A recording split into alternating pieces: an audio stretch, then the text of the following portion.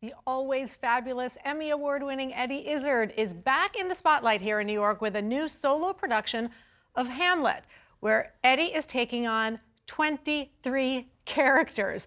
Eddie is with me now in studio alongside our onstage host and in-house theater expert, Frank DiLella.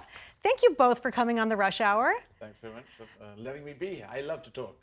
Well, it's an honor to have you, and we have a lot to talk about. Let's start with your interpretation, all 23 of you, of Hamlet. You collaborated with your brother on this. Yes, my brother adapted Great Expectations, which came to which premiered in New York last year, to rave reviews in New York and in London, and so off the back of that, maybe, because it was me playing all the characters in Great Expectations, it's now Hamlet, and I had this plan beforehand.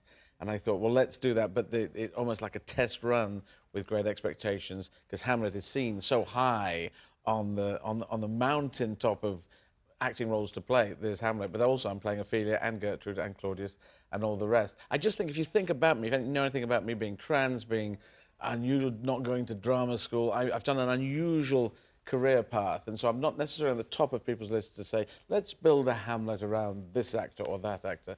I'm just not on people's list, so I sort of make my own list and give myself. What is it about solo shows? Because as you mentioned, Great Expectations last year, Hamlet this year. I mean, is there like Romeo and Juliet next year? No, there's control. Well, Hamlet, I don't know if I need to go further, because that's top of the line. It is the top. It's the top. Somebody said, you're going to do, what's going to do next year? I said, Hamlet. I'm just going to keep doing Hamlet. And politics is beckoning as well. You do it all, Eddie. And so, you know, if I go off to do a Glenda Jackson or an Arnold Schwarzenegger and go away, then I will not be able to do things. But, you know, to leave on a Hamlet is a pretty nice way to leave, especially seeing as New York has received it so well.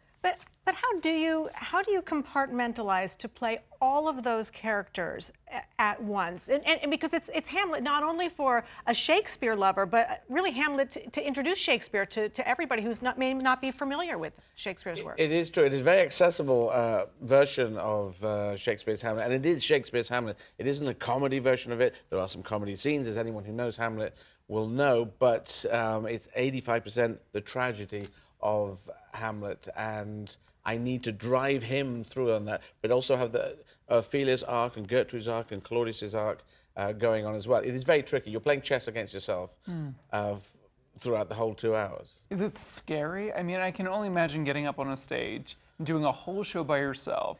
I mean, what goes through your mind every night? It's not scary. It is not scary. The trick is not to make it scary. I actually got stage fright at one stage in my career. Olivier got it at the end of his career. I got mine right at the beginning, and I thought, I don't like this, and I'm going to work to get rid of it. And I've done a lot of things in my life to push fear back. Even just coming out as trans, you have to push fear back. I learned to fly an airplane because I was scared of flying, so I have a pilot's license. Push fear back, and fear control is one of the big things. So my trick in whatever I'm doing performance-wise is to look forward to getting on stage. I can't wait to start the show and have the first vision of the ghost there, and Bernardo and Horatio. I'm just going, let me get on stage and I'll see where I go, because I don't quite know emotionally. I have an emotional corridor, I can drive it down, and I can change it night to night. So I don't quite know what's going to come out of me. Coming from a non-acting or performing background, I mean, I think it would be very challenging to memorize one part. How do you memorize an entire play like Hamlet? It's not easy. It's not. It's not fun. It's not easy. It was 13,500 words, oh my God. And yeah, it was just tough. But once you've learnt it, you have learnt it, and it's in there. And the more you do it, the easier it gets. And it's poetry as well. And Shakespeare, you know, some people have a problem with Shakespeare, Elizabethan poetry, but it is grabbable. We make it accessible. It is the beauty of the poetry, and I do appreciate his poetry a lot more from having done now, was it 45 performances, 50 performances of Hamlet, and also to make, to give honor to Ophelia, give honor to Gertrude as the female roles and all the male roles, and being gender fluid. It's kind of like perfect casting, if I was casting myself. With my producer's hat on, yes, I'll choose me to do this role. And Clint Eastwood did it when he started directing his films. He could give himself the really good roles that he liked the roles, and he thought, I will direct it. And that's it. There's some great models out there of people. Kenneth Branagh does it, and a number of other actors, and hopefully actresses as well, are doing that, where they can direct and give themselves very good roles, which might not come to them otherwise. You talk about Hamlet, you talk about Ophelia, Gertrude. I mean, these are the great roles written for the stage. Do you have a favorite in terms of out of all the characters in Hamlet? Hamlet? Yeah. Well, I do love. I mean, I found playing Hamlet really.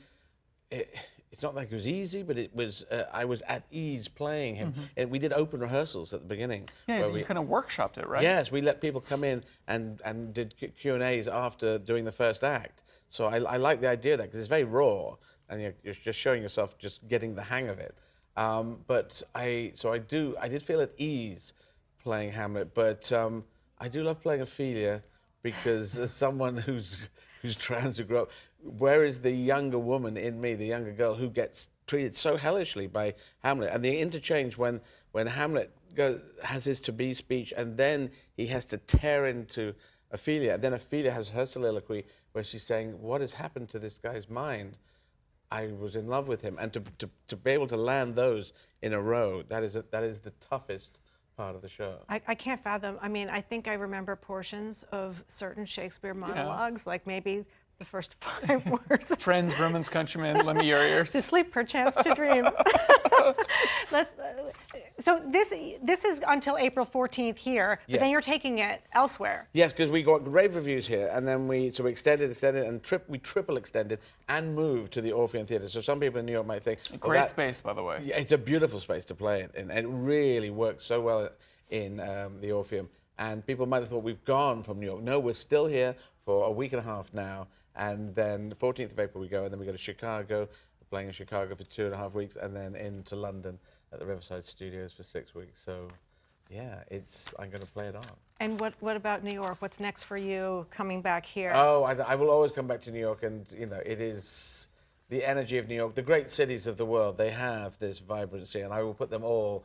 And New York is what people would say the greatest city in the world, one of the greatest cities, because London is in there as well. Paris I put in there, and I perform in French in Paris, so that's so beautiful when you're in Paris doing that. So, yeah, I love the great cities because of the vibrancy, and I will always be back to New York, but I don't know what my next appearance will be about, but I will always be back. But it will be in the theater. I'm not sure. It could be film, could be politics, could be... Politics? Yes, yes. We have a vibrant political scene here, as Frank knows. I know. You have crazy politics. You, in America, have crazy politics, whereas we, in Britain, we have crazy politics. I was going to say the crazy too. Yeah, so you see that exactly We're crazy 2.0, right? I think well, originated. If you think about it, it's always been crazy. And look through any part of history, and politics has been pretty crazy. So. Yeah. Eddie, such a pleasure to have you. Frank, you as well. Thank you Annika. for bringing Eddie. Thank you. Once again, Hamlet playing until April 14th at the Orpheum Theatre. Thank you both. Thank you for watching our YouTube channel. For more stories in your communities, click the subscribe button right here. You can also download our app or watch us on TV for the latest information, balanced coverage, weather updates every 10 minutes, and more. We'll see you then.